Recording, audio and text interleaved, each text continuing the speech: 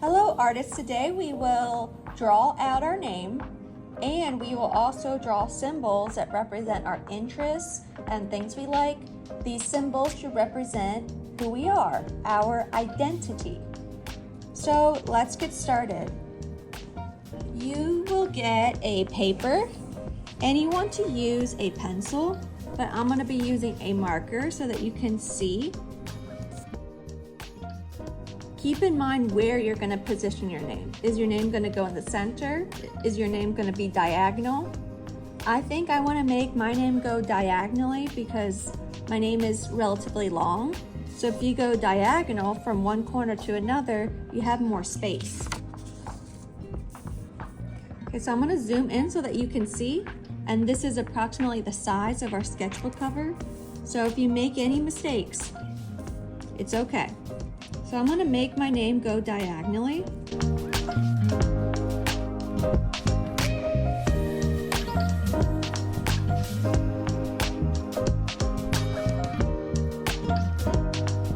And boys and girls, an easy way to create bubble letters is to write out your name.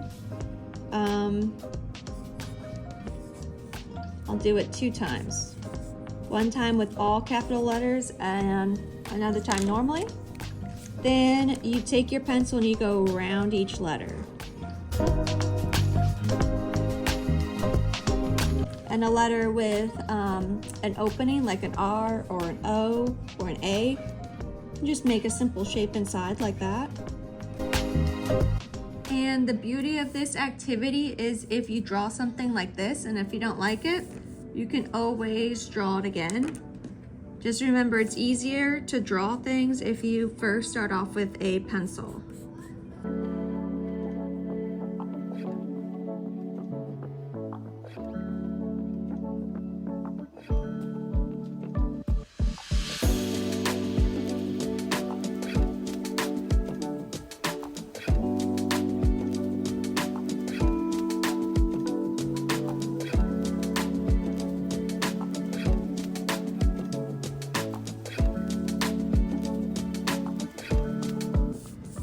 Now I'm going to draw an easel.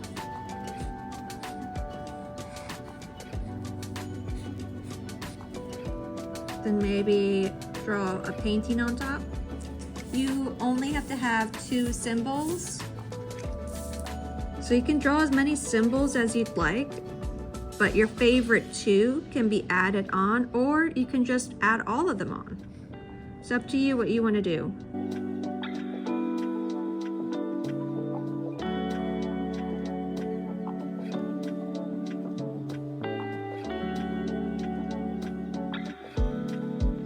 And for the airplane, I actually like coloring some of it in with the pencil. So if you like some of the shading you're doing, you don't have to perfectly erase everything every time.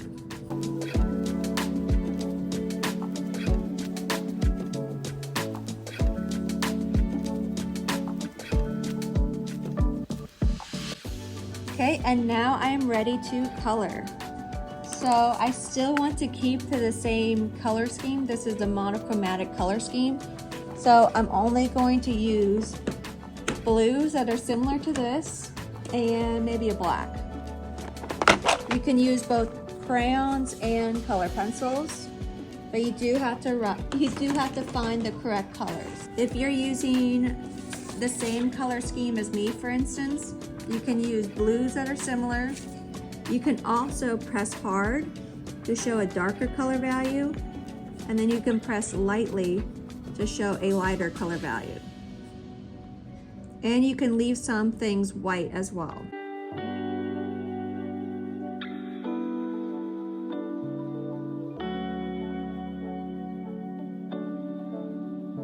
I'm also going to use gray, and you can blend gray on top.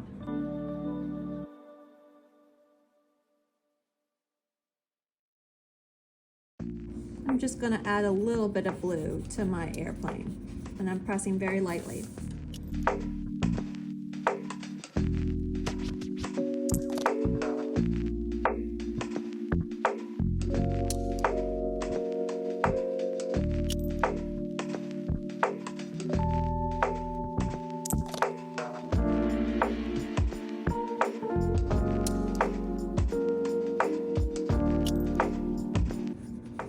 So even though you're using a monochromatic color scheme, you still want to see differences. So remember, if you press hard, you can get a darker color value. If you press lighter, you can get a lighter color value. You can still blend blacks and grays on top. White, you can't really blend white on top, but you can leave some parts white.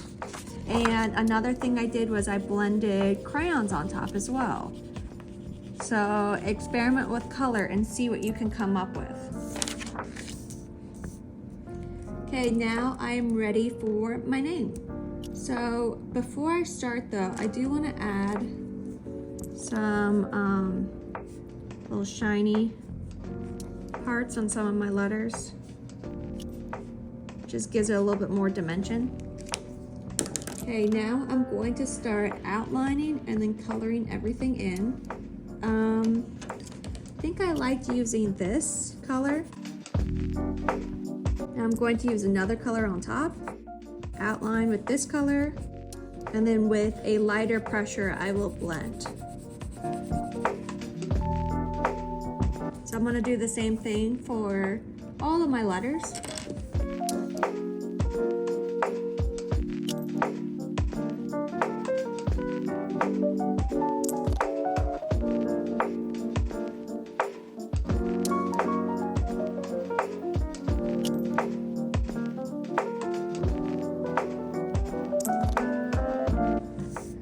Okay, now I'm going to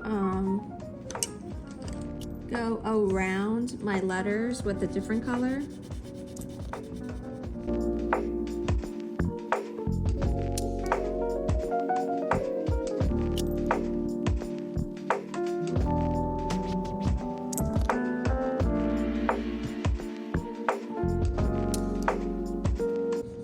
Now I'm going to end it with my turquoise color, filling in the background.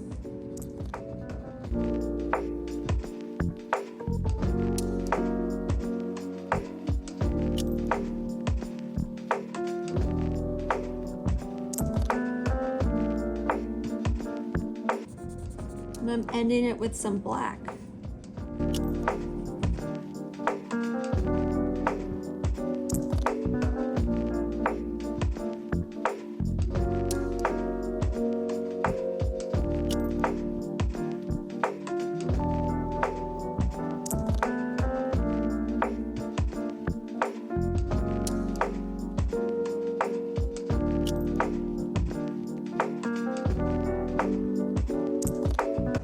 And now I think I'm done, and I think I'm ready to cut out what I'm gonna keep, and I'm gonna glue it here. And I also have to decide if my paper goes like this or if it goes like this. I have to choose my orientation.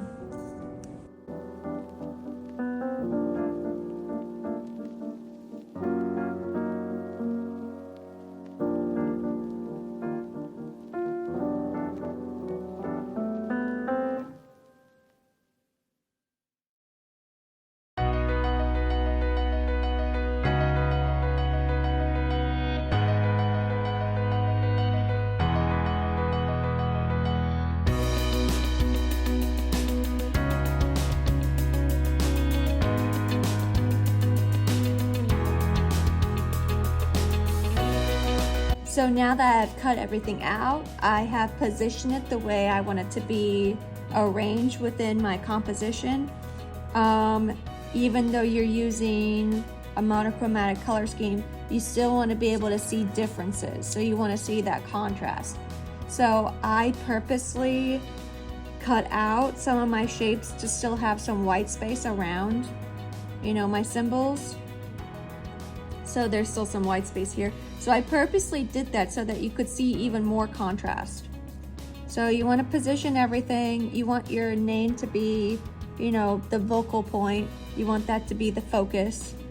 And when you're happy with your composition, you can flip over one piece at a time and start to glue it down.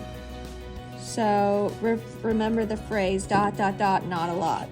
I am just outlining this in glue So you can do dots, you can just outline only the edge. But you really don't need that much glue. So for this, it's just dot, dot, dot, not a lot. I can always wait for it to dry and then see which parts need extra glue.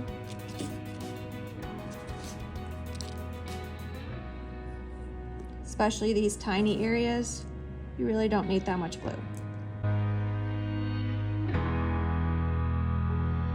So you can see no puddles of glue.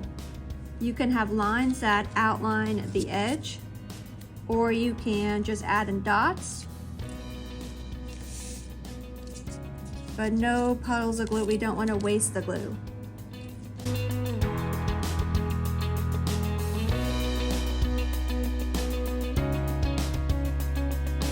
When you're finished gluing everything, you can glue this to the front of your sketchbook. So this right here is the front of your sketchbook. You just outline it in glue and then glue it down. And then you're ready to take this to the drying rack.